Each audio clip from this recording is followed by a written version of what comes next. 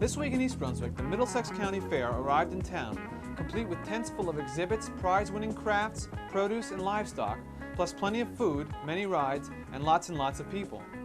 Today, we'll look at some of those displays and meet some of the people at the fair with Channel 8's Dolly Vasta. Later, we'll learn about East Brunswick's Neighborhood Watch program and how local senior citizens are getting involved. Special Officer Mike Mansfield will be back with more pet care tips, and consumer advocate Adrian Eisner will talk about sports safety. This, plus a commercial and book review from Teen Library Corps members, all coming up on This Week in East Brunswick.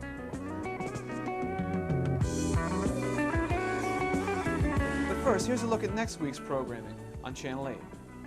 First, Read Aloud, shown Tuesday evenings at 7, will feature Pat Irons, John Megliero, and Sue Keel. Then on Sports Talk, at 7:30, John Megliero will be back to learn more about trap shooting from Jack and Betty Reagan.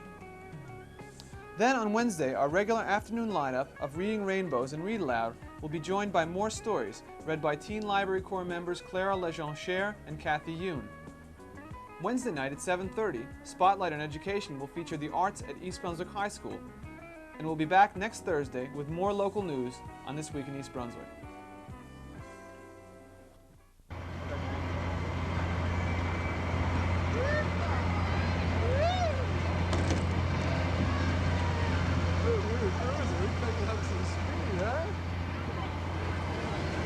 Hi, I'm Dolly Vasta for This Week in East Brunswick, and no, I am not going to slide down that slide you just saw, but I am going to go around and talk to some people here at the Middlesex County Fair where we're at tonight. It's a gorgeous night, it's hot, but we intend to have a lot of fun, maybe a hot dog or two, a little birch beer. Anyway, come on along with us, we're going to have a good time. Are you visiting someone over here? Yes, I am. My friend Peter. How you doing? What's your name? Peter Kahn. Peter. Aha, you're from East Brunswick. Very, very good. Are your children on the merry-go-round here? His child is right there. Aha! That little one over there, huh? Very good. What have you seen here so far? What did we see so far? The food. The food. The food was excellent. Yes. Chicken dinner. Some animals. Yes. And the fire engine. Oh, the fire engine. Fire engine was And very the tank. good. The tank, yes. The tank was very nice. Very good. Very good. Well, welcome to Middlesex County. Thank you. And I hope you have a good time here. Good. Take care. I know. I have here two very lovely young ladies. What is your name? Me, I'm Lori Clark. And I'm Jamie Manley. Have you been here long at the fair? This is our first day here, and like years before we used to come. We're gonna come tomorrow too, and other days. Have you eaten yet? Yeah, Funnel cake. Is that all you had for supper as a mother? That is not nourishing. Are you going to have anything else? no, we ate at home. Aha, I see. So it was just dessert that you ate here. Yeah. Are you going to go on the rides? Well, we've been on a couple, but we're gonna go on again. Uh-huh. What are your favorites? Well, I like the hammer and the upside down Ferris wheel. And you? The spider and the scrambler. Oh, that's wonderful. On top of a full meal. Okay, girls, well, listen, have a good time. Hi, and here we're over at another booth, and it says Millstone Valley Chapter is Sweet Adelines. What is your name? B. Such. Maxine Mathis. Thelma Goulden. And I see you're selling Cracker Jack. How's business going? Not too good right at this point. Not too good? No, Well, it could be better. well, the crowds are starting to come in a little heavier now, and it's usually the children, don't you think, who buy? Oh, yes. We're hoping to have a Children's Day. A Children's Day, of course. Okay, what are you going to do with the money that you make here? It all goes to our chapter for our Millstone Valley Chorus. We sing barbershop harmony, women, and we have approximately, 60 people in our chorus now. And we're in 4th place for our championship and competition. Oh, that's wonderful. Listen, how about giving me a... We would, but we don't. Maxine and I are both basses, and Thelma is a lead. Not even a little one, huh? We need a tenor. We need a tenor and a baritone. We'd love to, dear, but we need a tenor and a baritone. Well, maybe if we come by later, we can dig you up a tenor and a baritone. How's that? And listen, good luck. Do you know they're my favorite? Oh, God, I love them so. There's Yes. pies in every box, and we'll be having chocolate fudge here tomorrow night. Here we have a very interesting occupation. It's called husking corn. What's your name, sir? That's the president. What is your name? Harry. Harry? Okay. Harry, how's the corn going today? Good. Good? Harry, you can. Now you've got me confused, Harry. Harry, you have to speak in longer sentences than good, no, and yes. What's your name, honey?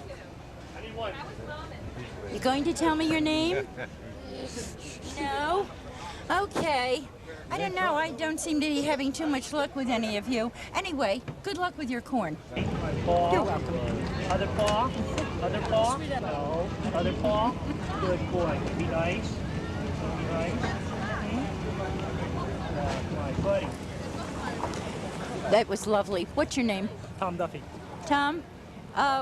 Let's see, you're I from? belong to Brookie Fire Department, and I also belong to East Brunswick Rescue Squad. Aha. And your dog's name, I gathered, was? Dallas. That's where he's from. Dallas, Texas. From Dallas, Texas, and he's a... Purebred Dalmatian. Does he ride on fire trucks? Yes, when we have parades and stuff. As far as a real fire call or something, what we do is I just leave him in my truck. He doesn't get a chance to go out on a fire truck because there's one more guy to watch after. Did you have any ice cream yet? No. No. Did you ask Daddy for any? No. Rides. He wants to go on the ride. He wants to go on the rides. Motorcycle. The motorcycle. Is that what you want to do, John II? Go on the motorcycle rides? Before you even eat? Do you come every year to the fair? Yes, we do. Do you enjoy coming out here? Very much so, yes. Good. Good. Let's take a quick walk around the fair now before we rejoin Dolly for some more interviews. This guy's like nailing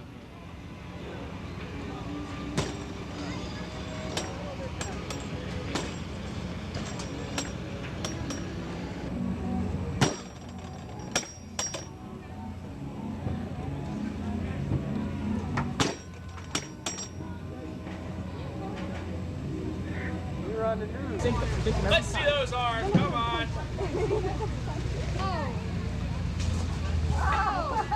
bit higher.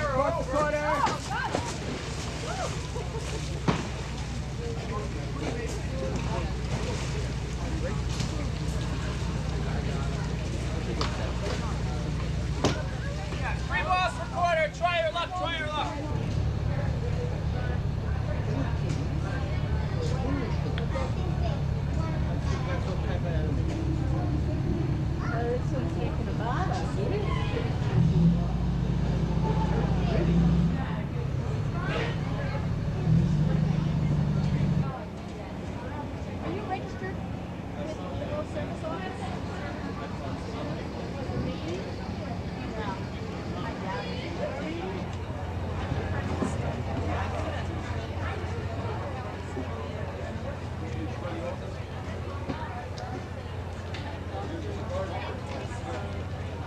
Now here's a look at some of the handiwork at the fair, both from Middlesex County's craftspeople and from its gardeners and farmers.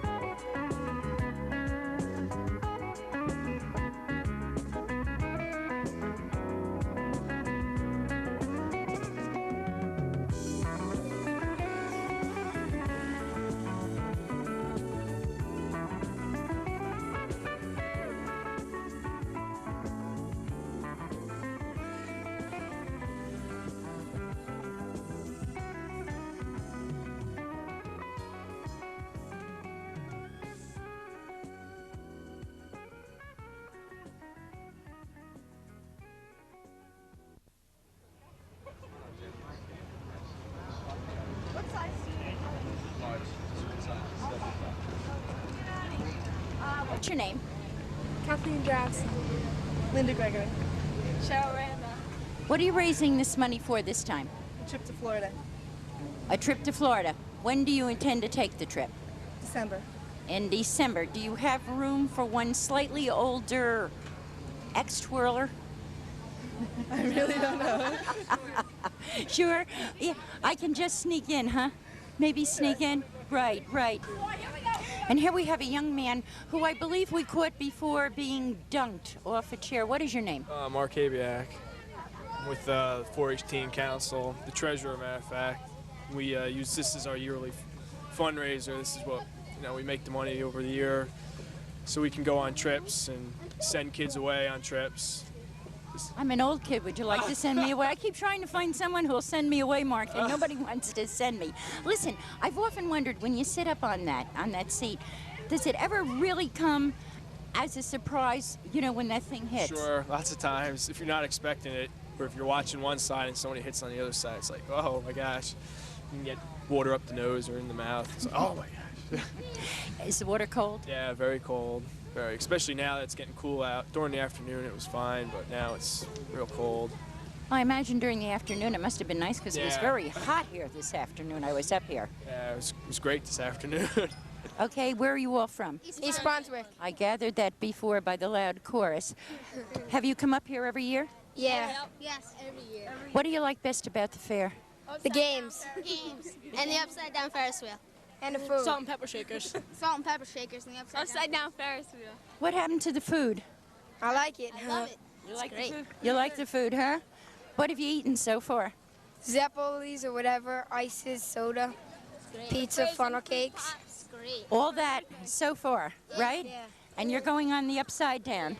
Good. Remind me not to go near you. Okay? Okay, thanks, guys. Probably 8. Okay, we're over here at the cotton candy and the, let's see, the candy apples. And what is your name? My name's Lena. Mary. How has business been tonight?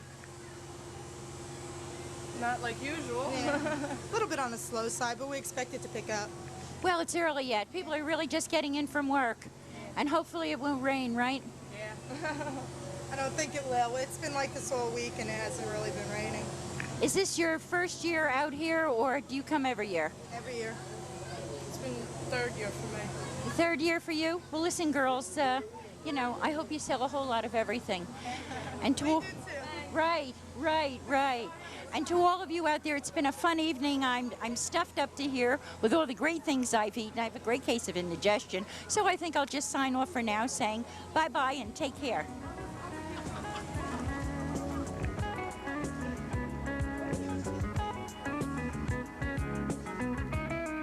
Last Friday, Head of Public Safety Thomas Terrell and Detective Brad Hartman spoke at the Senior Center about East Brunswick's Neighborhood Watch program.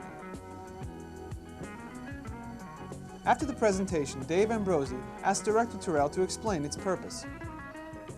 We're trying to assess whether a very low-keyed Neighborhood Watch program can be successful here in East Brunswick. What we're looking for is to find out through the senior citizens their views on this and the degree to which they would volunteer to participate. Now, when I say volunteer to participate, I'd like to make it very clear we're not asking a lot. The principal idea is simply when something is seen that is suspicious where you live in any regard, please phone the police and let us know so we can check it out. We'd rather make 100 fruitless runs just to come up with one that pays off. That's all we're looking for. We're not asking anyone to patrol the streets. We, as a matter of fact, don't want that. We would simply like a very loose organization to pass the word, look out for your neighbor and his or her property. Neighborhood Watch is a very simple procedure. It's not that complicated. Basically, it just boils down to you being our eyes and ears. As I said, a cop cannot be in all the places at one time. I can tell you how to defend yourself. I can tell you what to look for, but I can't patrol your streets 100% of the time. I am kind of like a buffer, keeping crime from your house, but I cannot prevent it totally. You have to help me, and that's what I want. Neighborhood Watch boils down to basically just an organization where you have a coordinator who works through me, who coordinates your people. Depending on the size of the group, we break it down to maybe a block captain or a sector captain, whatever we would want to name it, whatever you people would want to name it.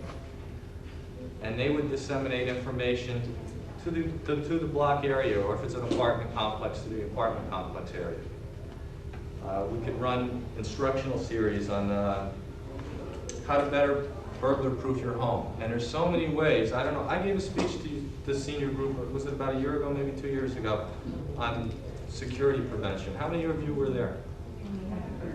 Yes, in the library. And I think you saw then how simply you could burglar-proof your home. You don't have to use a lot of money.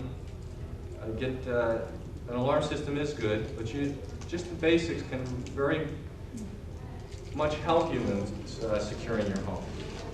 And these are things that we can do for you. I can teach you what to look for, what a suspicious person is. Can anybody give me what they would feel is a suspicious person? Someone that's never seen before. Exactly. Anything that's foreign to the area. Well, I'm home all day, so I watch. Do you call? That's right. Okay, that's our problem in East Brunswick. We get too many people that don't call. I would rather be bothered with 99 false complaints of suspicious people than never get any. Because maybe the 100th is the burglar we've been looking for 3 months. I often wonder if somebody would have called just once when we had Stephen Hurd running around this township last year, if maybe we would have prevented 85 burglaries or 95 burglaries. There was no doubt in my mind that we were going to catch Stephen Hurd. It was just when and where. And I think with a neighborhood watch or more concerned citizens, it would have helped. What I wanted to do today, and I told the director, briefed him on what I was going to do today, was I was going to challenge you people to set up our first neighborhood watch program and work through me. One of the reasons was, this is my second idea when it came to today's program. How would I relate? How could I get it across to you? And I thought about my grandfather, who I recently lost. And he's a man I greatly respected, and things I learned from him. And I said to myself, well, I can learn more from you people than you probably could learn from me. And you people can set a better example to the township in the same way, by being our first neighborhood watch program. And if I think you're as interested as you appear to be, we can get it off the ground. It's not going to take that much work. But if we can show the group of seniors can make their area safer, then maybe we can get the other people in town interested.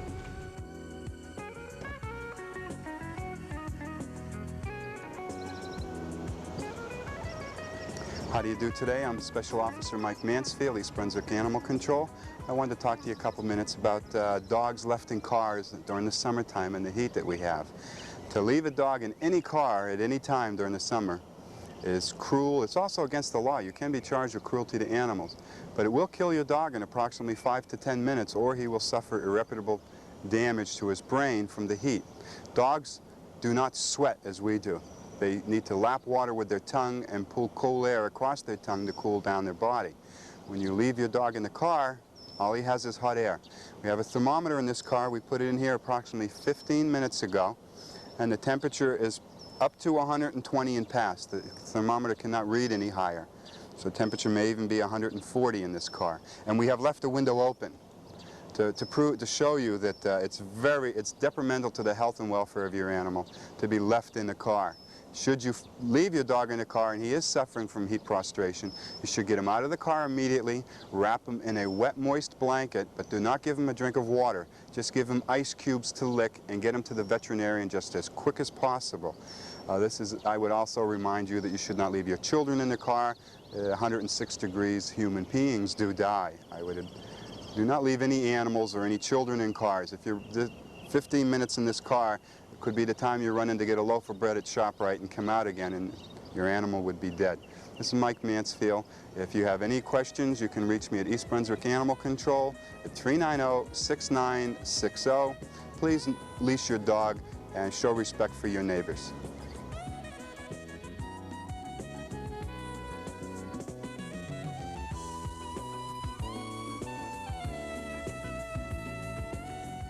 Hi, my name is Philip Motard, and I'm reading a review written by Shira Director. The story is entitled With a Wave of the Wand by Mark J. Harris. This is a funny book with no pictures. The magic of the story practically hypnotizes the reader. If you are in grades 4 through 6, read With a Wave of the Wand. Poof. Hello, welcome to the East Brunswick Public Library. We have books, so many books, and we're just waiting for you and you and you to come to our wonderfully modern library and choose from our wonderful selection of literature. We not only have books, we have pamphlet files, water fountains, Xerox machines, some really cute librarians. And not only that, we have computers, chairs, magazines, and puppets galore. Added to that, we have many summer reading clubs and carnivals for your children. Film strips, chairs, records, videotapes, tables, card catalogs, dust, carpets, windows, bathrooms, doors, doorknobs, fire extinguishers, and of course, an extensive collection of books.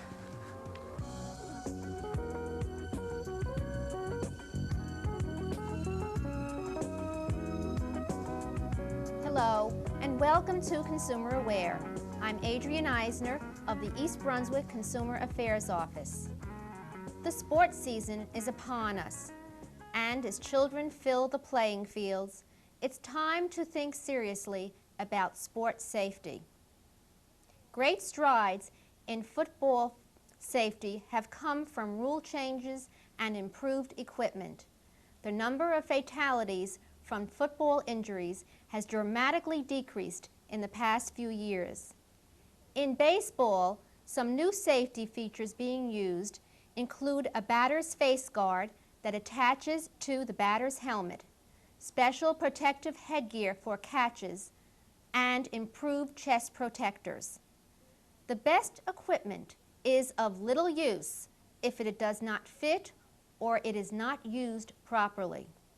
Safety rules protect no one if they are not obeyed.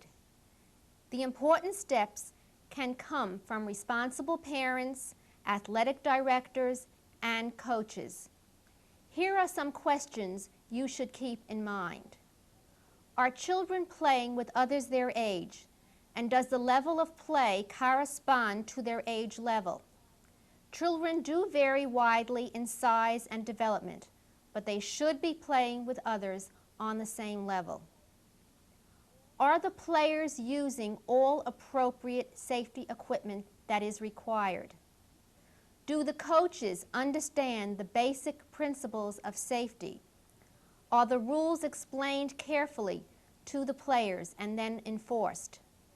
Are they taught that certain rules are in place for safety reasons? Is first aid readily available? Are the players properly conditioned?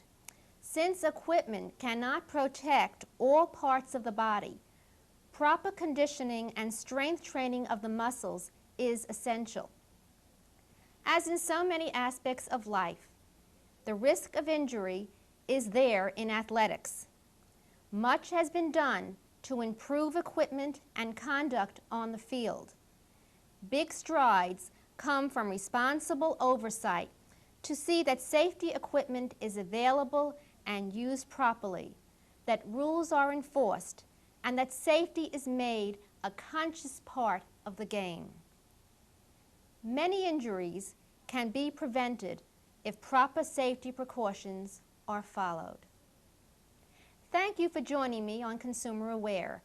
If you have any questions concerning any problems involving consumer protection, please call us at the East Brunswick Consumer Affairs Office. We're located in the Municipal Building. We're there Monday through Friday. The telephone number is 390-6954. Hope we'll be seeing you again next time.